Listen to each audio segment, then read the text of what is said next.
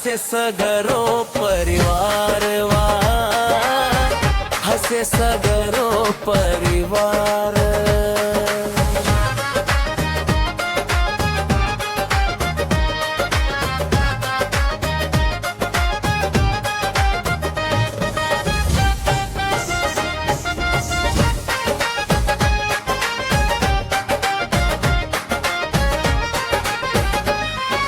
Happy birthday लड्डू राजा, जुग जुग जिया हो।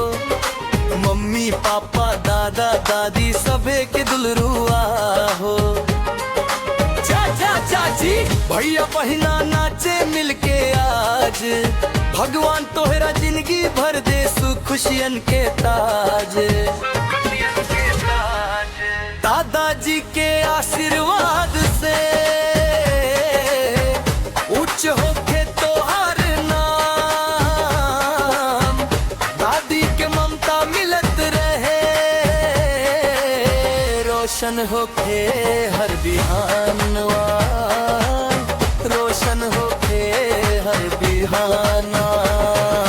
नाना नानी दूर से बोले खुश रहो हो ललना, मामा मामी के दुआ मिले चमके तो हर सपना। फूआ फूफा मौसी मौसा सबके प्यार अनमोल, तोहरे बर्थडे के खुशी में गूंजे ढोल मंजीरा ढोल। लड्डू राजा जुग जुग जिया पूरा होके अरमान, चाचा मुकेश के ढेर दुलार रहे सदा तोहरे संग। केक ककटे ताली बजे, झूमे सगरो जहान। हैप्पी बर्थडे लड्डू राजा, खुश रहा हर एक साल ना।